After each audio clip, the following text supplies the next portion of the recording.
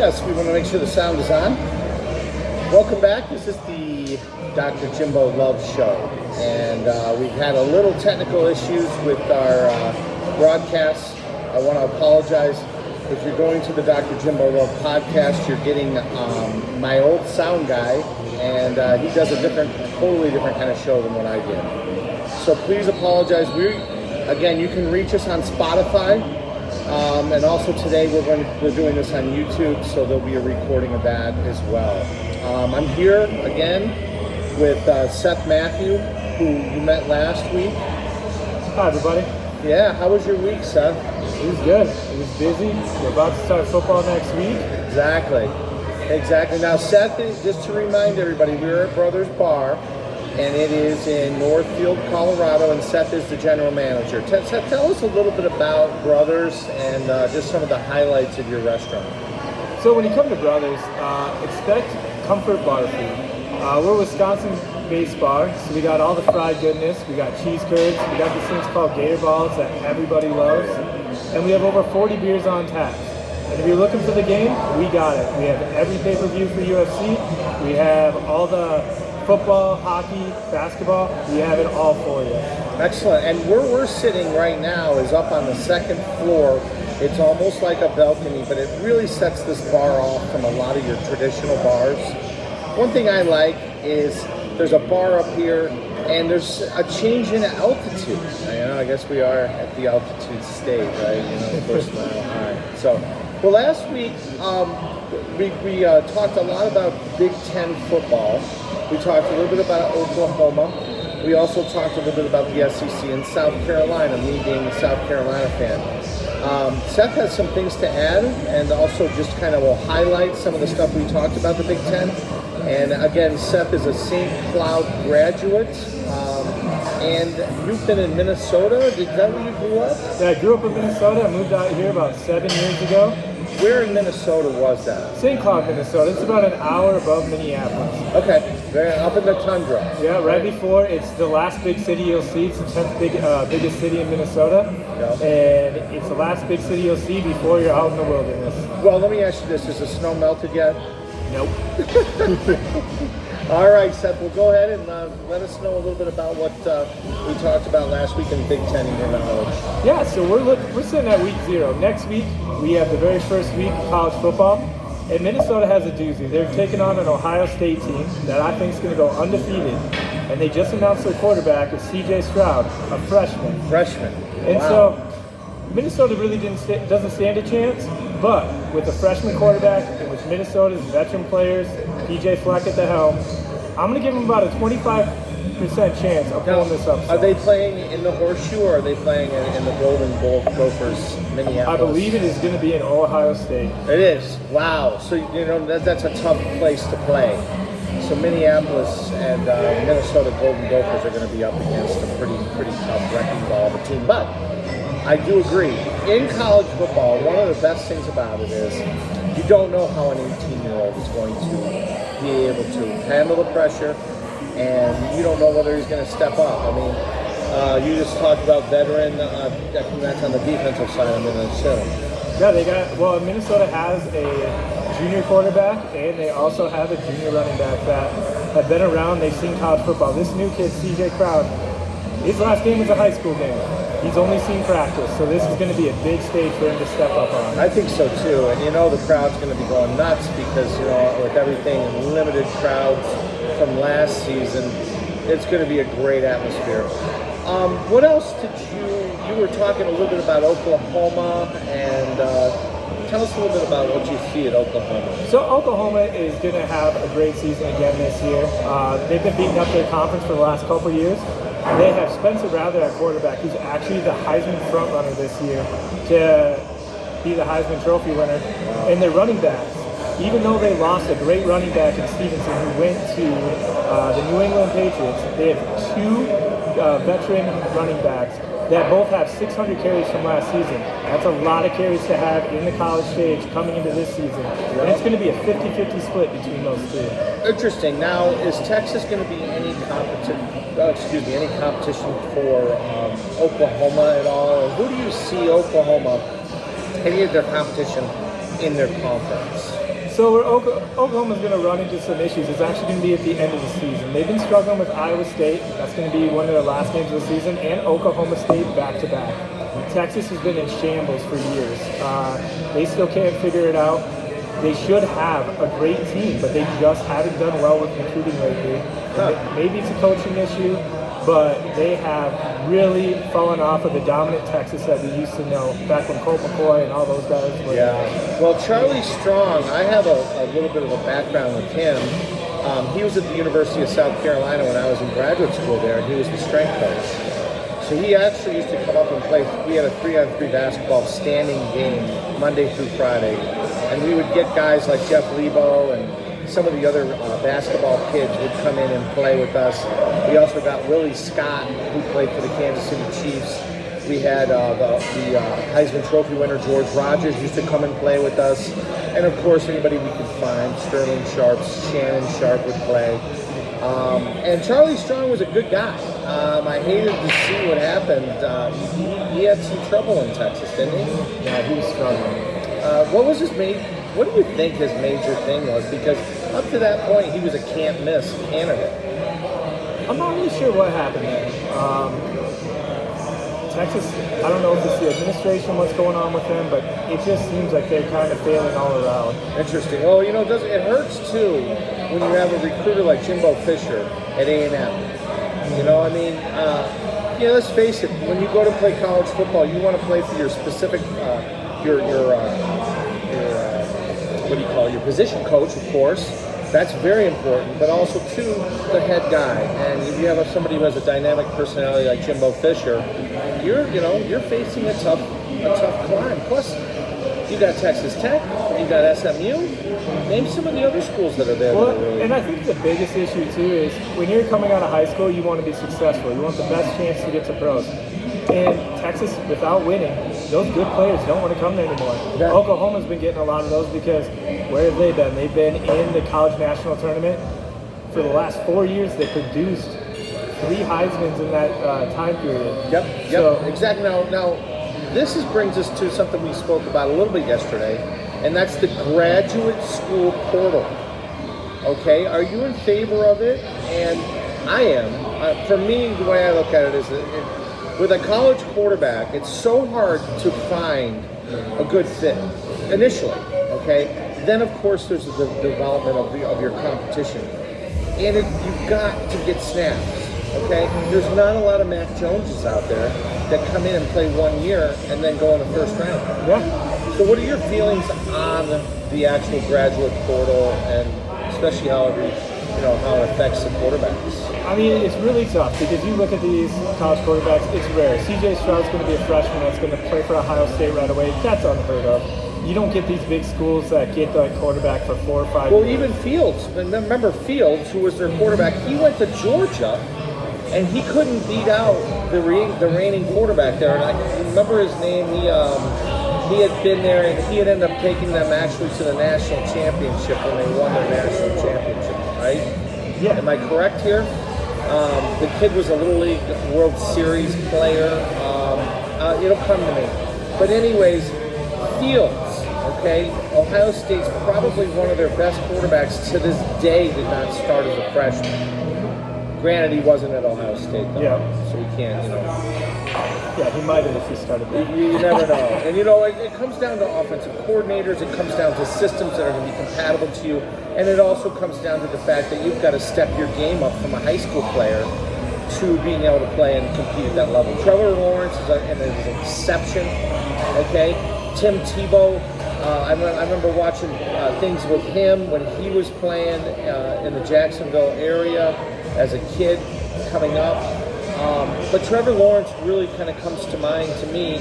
He was a guy that had a lot of hype coming out of Georgia, and he walked in, and it took him a long time before he lost his first ball game, didn't it? Yeah. Well, and the big thing here, too, I'm glad you brought it up.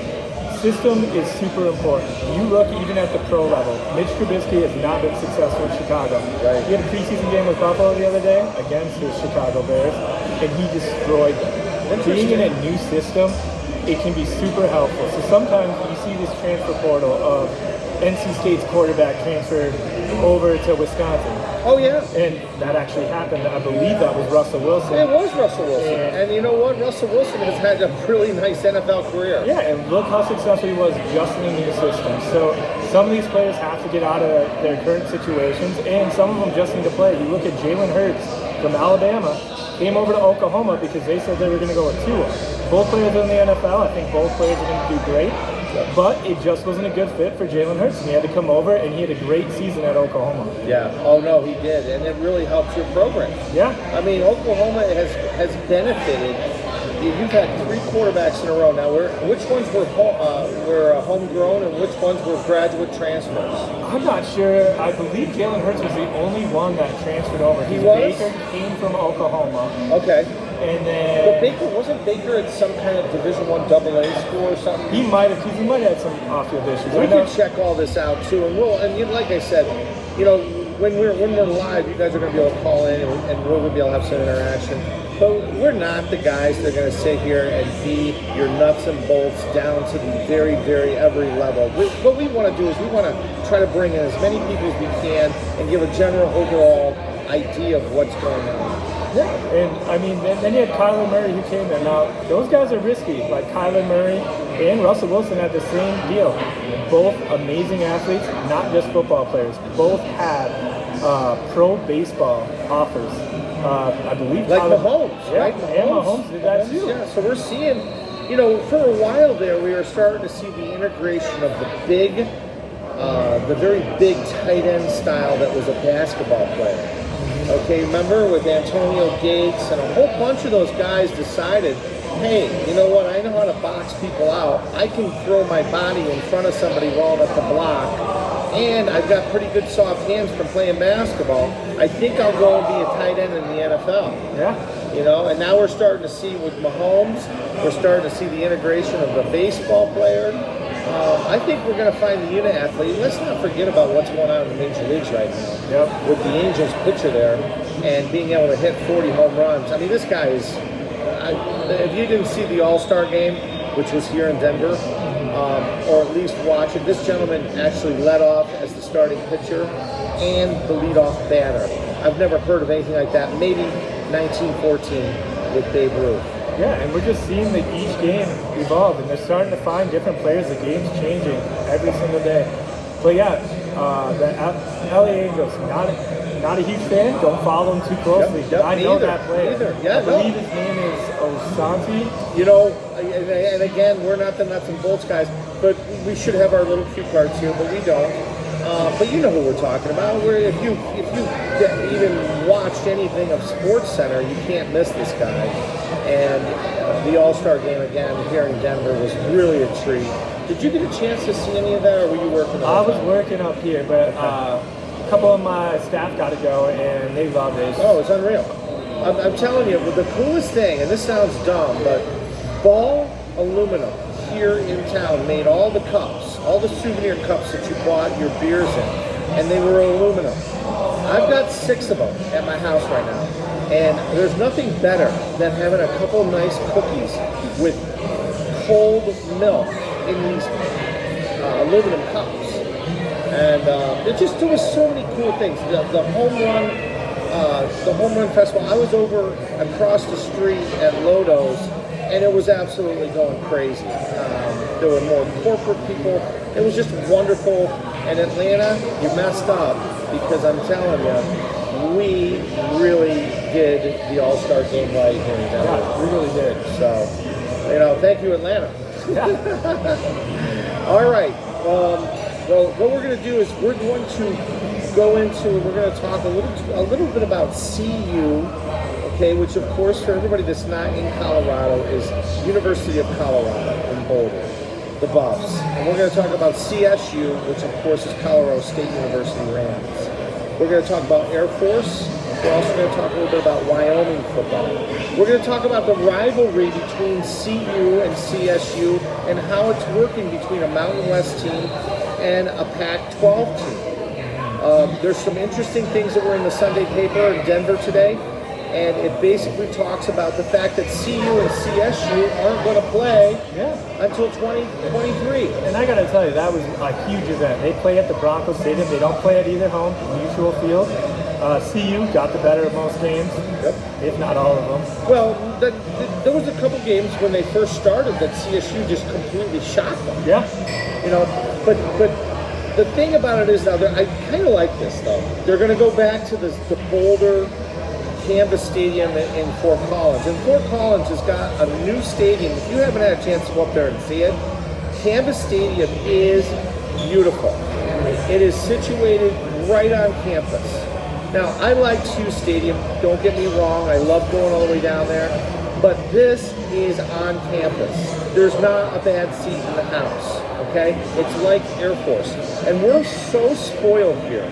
We have Folsom Field, which is an incredible venue. If you've never gone to Folsom Field, you need to, and you need to sit on the east stand so you can see the Flatirons. It's just a sight to be seen.